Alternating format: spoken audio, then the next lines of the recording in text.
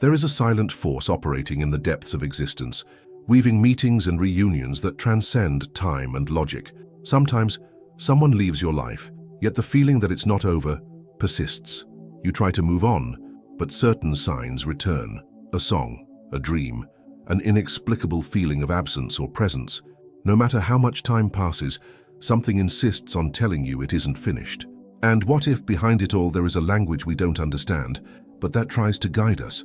What if it is the unconscious itself, or even the universe, signaling that some connections were never meant to dissolve? In this video, we will explore what might really be happening when souls that separate continue to be drawn to one another. If you feel that something greater is trying to show you a path, comment below. I hear the universe's signs. In Carl Jung's analytical psychology, reunions between souls that seem inevitable can be understood through the dynamics of the collective unconscious, projection, and the process of individuation. Jung believed that each human being carries within themselves archetypal patterns that shape our relationships and connect us to experiences beyond the personal. When we feel that a soul is bound to ours in a deep, ongoing way, we may be witnessing the reflection of the Anima or animus archetype, the unconscious feminine in a man and the unconscious masculine in a woman. This psychic mirroring forges bonds that seem to transcend objective reality. Moreover, Jung asserted that what is repressed or unintegrated in our psyche manifests outside of us in the form of projections. When we project unconscious aspects onto another person, we create an intense bond, as if they hold the key to our own soul. Yet over time, the process of individuation, the journey toward wholeness and integration of the self, requires that those projections be withdrawn and that the individual see themselves through the relationship. Sometimes this entails distance, silence, or ending. But if the connection is authentic, and both souls are on a journey of awareness, the universe seems to conspire to bring back what still has something to reveal. The recurring signs that appear after a separation can then be manifestations of the collective unconscious, insisting that we not ignore the call to integrate what remains hidden within us. When two souls are linked by a deeper purpose, the universe, as an expression of the unconscious, may repeat those signs until both are ready to meet again on a new level of consciousness. There is something enigmatic behind those encounters that mark us so profoundly, almost inexplicably. Sometimes a person enters our life and we immediately feel we already know them. The bond forms quickly, but it is not mere superficial affinity. It is as though something very ancient, ancestral, or even cosmic is manifesting in that meeting. Jung called this phenomenon archetypal manifestation, a triggering of deep contents from the collective unconscious that emerge through significant events and people. When this kind of encounter occurs, it is not merely the result of external circumstances, but of a synchronicity between what lies latent in our psyche and the reality around us. The collective unconscious carries universal images that shape how we feel and react to certain stimuli. Among these images are archetypes such as the lover, the healer, the soulmate, the shadow. When we meet someone who awakens these archetypes, something inside us lights up. And that spark is a call, an invitation to transformation. That is why some encounters seem to shake us to our core. Jung would say it happens because that person is touching an unconscious content that needs to surface for the psyche to evolve. According to Jung, the self, the organizing center of the psyche, is constantly seeking wholeness, and often it uses external figures to guide us on this path. Someone who enters our life with overwhelming power may be acting as a mirror for parts of ourselves that are asleep. In those cases, the encounter is not only with the other, but with forgotten aspects of our own soul, hence the intensity, the immediate recognition, and often the sense of destiny. However, these connections do not arise at random. They tend to come at moments of transition, crisis, or inner awakening. It is as if the unconscious seizes breaches in the ego to send to consciousness what is ready to be seen. The other appears as the bearer of a message, and that message is not always gentle. Sometimes the impact of the encounter exists precisely to dismantle rigid structures, open space for the new, and force a reintegration of neglected aspects of the psyche. What makes these encounters even more mysterious is the phenomenon of synchronicity. Jung defined synchronicity as the meaningful coincidence between an internal event, a thought, an emotion, and an external event, a meeting, a situation, without causal relation between them, but imbued with deep subjective meaning. When we think of someone and that person appears, When we dream of someone we haven't seen for years and suddenly they send us a message. These signs can be seen as expressions of the self trying to guide us toward a necessary reunion, whether with the other or with ourselves. It is important to understand that the force guiding these encounters is not that of the ego. The ego seeks control, comfort, and security. The unconscious, however, seeks expansion, integration, and truth. That is why meaningful encounters often destabilize, disorganize, and provoke questioning, and in many cases lead to separation. But separation is not always the end. Sometimes it is merely a pause, so that both souls involved may grow, withdraw their projections, face their shadows, and prepare for a new cycle of relationship, one that is more conscious and profound. When two people become instruments of each other's evolution, the universe, or the unconscious, finds ways to bring them together again. And this reunion often comes laden with signs, as if to say, there is still something to live. These reunions are not guaranteed, but when they occur, they are not by chance. They represent the return of something essential that still pulses in the invisible, a call for the story not only to continue, but to transform into a path of healing and revelation. When two beings meet and experience a deep connection, that union awakens not only what is luminous, but also what lies hidden in each one's psychic darkness. Jung called this hidden aspect the shadow, all that we deny, repress, or fail to recognize in ourselves. In the context of relationships, especially those that feel laden with meaning, the shadow manifests intensely and inevitably. At first, it may seem that the connection is perfect, that the other completes us and understands us like no one else. But over time, the relationship becomes an uncomfortable mirror, revealing our fears, vulnerabilities, and unhealed traumas. It is at this point that many relationships break apart. The initial idealized projection begins to dissolve, and what remains are fragments of ourselves not yet integrated.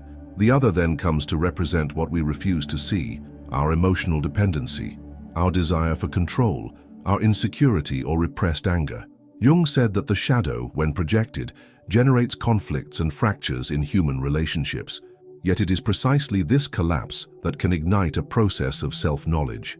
The pain of separation is often the trigger for each individual to confront their own darkness and embark on the path of individuation. In this context, parting does not signify failure, it signifies confrontation. The other ceases to be a mirror of perfection and becomes a catalyst for internal transformation.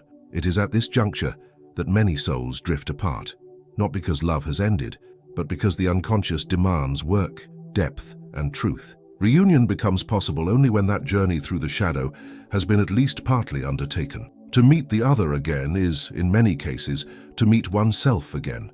The shadow is not solely negative. It also contains forgotten potentials, suppressed talents, forces marginalized throughout life. When we confront the shadow, we not only heal our wounds, but also reclaim essential parts of our being, and this directly impacts our relationships. We return as different people, more whole, more conscious.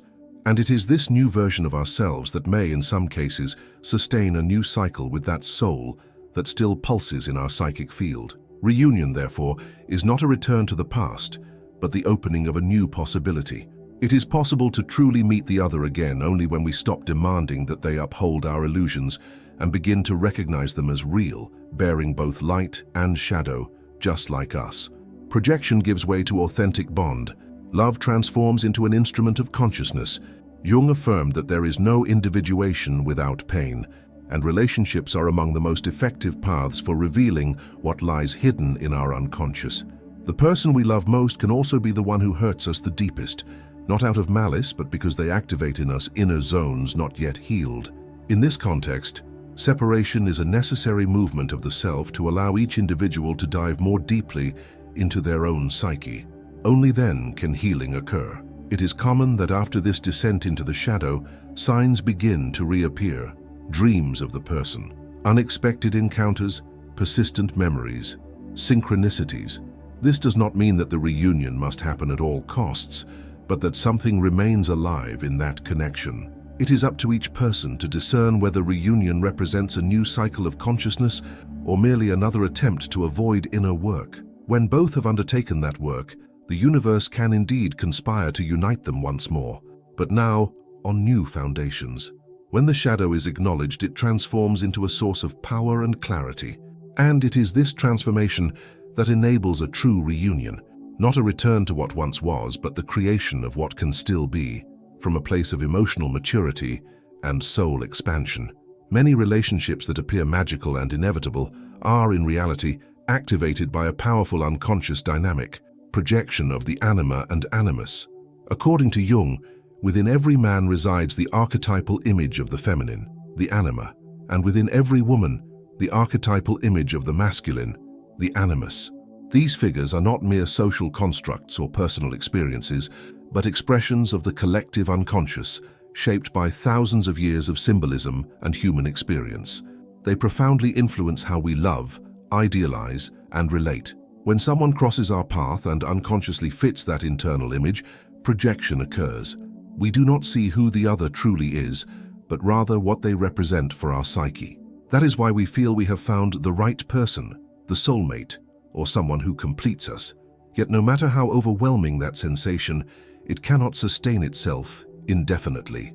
In time, the veil of projection falls, revealing not only the other in their entirety, but also our own inner lack. This is the root of the illusion of incomplete love. The other appears to bring us what we lack: sensitivity, strength, nurturing, security, inspiration.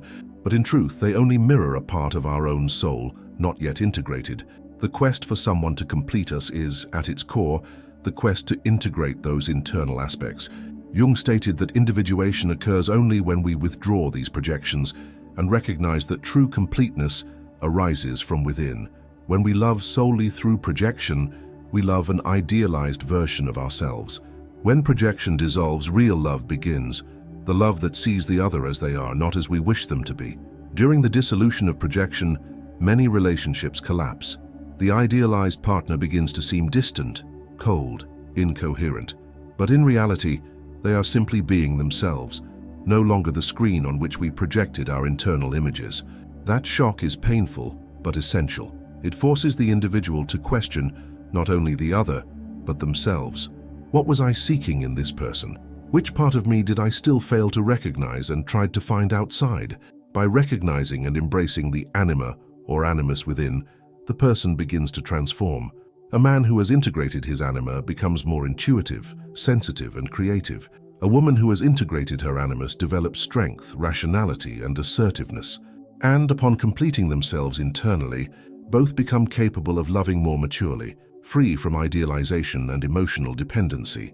It is at this stage that a genuine reunion can occur, no longer based on the need to be completed, but on the conscious choice to walk alongside the other as equals. In many cases, after a period of separation and transformation, the original projection is seen with clarity. The person realizes that the love experienced was not only for the other, but also for the part of themselves that they reflected. This understanding changes everything. The pain of loss is transformed into gratitude for the mirror the other provided. And, if both souls have undergone this individuation process, reunion can happen, not as repetition, but as the creation of something new, more truthful and profound. When we say the universe continues to send signs, we may actually be picking up echoes of our own psyche. The soul recognizes what remains unfinished, and the unconscious invites us to look again, to feel again, but now with different eyes. Incomplete love need not be the end. It can be the beginning of a journey of integration and discovery, where the other ceases to be what we lack and becomes a companion in the realization of who we are. There are moments when reality seems to conspire in favor of a reunion. You're distracted, but you hear a song that marked that relationship. A name appears repeatedly. A dream brings back the presence of that person. Coincidences accumulate, and everything seems to point to the same place. Jung called this phenomenon synchronicity, the simultaneous occurrence of two events, connected not by cause and effect, but by deep, subjective meaning. From a Jungian perspective, these signs are not mere chance. They are symbolic manifestations of the unconscious expressing itself through the external world when logical language falls short. Synchronicity occurs when there is an intense psychic need for connection, integration, or transformation. It acts as a bridge between the inner and the outer, revealing messages from the self, the organizing center of the psyche. When two souls are linked by a profound evolutionary purpose, it is common for the universe to begin responding in subtle, insistent ways. These signs do not arise to feed illusion, but to awaken consciousness. What is asking to be seen? What remains unfinished? Which part of me still beats within this story? It is important to understand that the unconscious does not confine itself to the internal plane. It expresses itself in the world through symbols, images, encounters, and coincidences. When something resonates deeply within us, reality responds. This is the language of the soul, not direct, not linear, but symbolic and provocative. When the universe sends recurring signs about a specific person, it may be showing us that a connection was not consciously closed. Perhaps there is still a lesson, a pending cycle, a healing to be accomplished. However, interpreting these signs requires discernment. The ego, driven by lack, may want to see justification in every coincidence to return to the past. The self, on the other hand, invites deep listening. Signs are not immediate answers, but portals to internal questioning. Why does this person still appear in my dreams? What does this memory awaken in me? Which part of my history remains trapped in that bond? The answers are not outside, but within. The universe only triggers what already vibrates silently in the psyche. It is possible for two people to separate physically, yet remain united in the unconscious. Jung believed that certain souls share an archetypal symbolic bond, as if they were complementary parts of the same individuation process. In these situations, signs intensify when one or both are ready to integrate what the bond represents. Reunion is not guaranteed, but if it is necessary for the evolution of the souls involved, reality will arrange their paths to cross again, often in unexpected ways, at precisely the right moment. The true meaning of the signs does not lie in external repetition, but in the internal transformation they provoke. They come as reminders that linear time does not govern deep bonds. Even after years, a significant connection can manifest again, not because the past must return, but because the present demands what only that experience can offer. The soul moves in spirals, not straight lines, and the universe responds to that movement with symbolic images, sounds, encounters, and even silences that echo meaning. Being attentive to these signs is cultivating symbolic listening. It's not about acting impulsively on every coincidence, but about noticing what it activates within us. When signs become insistent, perhaps it is time to look more deeply at what is being ignored. Sometimes, it is not the other who needs to return, but a part of ourselves that needs rescuing. Other times, the reunion truly is necessary, but not as a return to the past, rather as the continuation of a journey of consciousness. In the Jungian universe, nothing is by chance when it comes to the soul's awakening. Signs are invitations to realign with our own psychic destiny, and when two souls are bound by a greater call, the universe finds ways to repeat the message until it is understood. In this process, reunion is not a romantic happy ending, but the beginning of a new phase of growth, healing, and shared depth. Some encounters do not happen only on the physical plane. They form in invisible layers of the psyche, where symbols, memories, and intuitions intertwine. When two souls are deeply connected, time, distance, and even silence cannot erase what has been awakened. Jung teaches us that these connections do not arise by chance, but as expressions of the unconscious, instruments of evolution, and mirrors of what we still need to integrate. Separations, no matter how painful, are often necessary for each person to dive into their own inner journey, face the shadow, and find their wholeness. And when that stage is lived with awareness, the universe responds. Signs come. Reunion becomes possible, not as repetition of the past, but as continuation of a path begun in the invisible. If you feel this content spoke to a part of you, subscribe to the channel and turn on notifications. Share this video with someone who also perceives the universe's signs. And before you go, click on the suggested video on the screen. It might bring exactly the answer you need right now. The soul's journey never ends. It only deepens.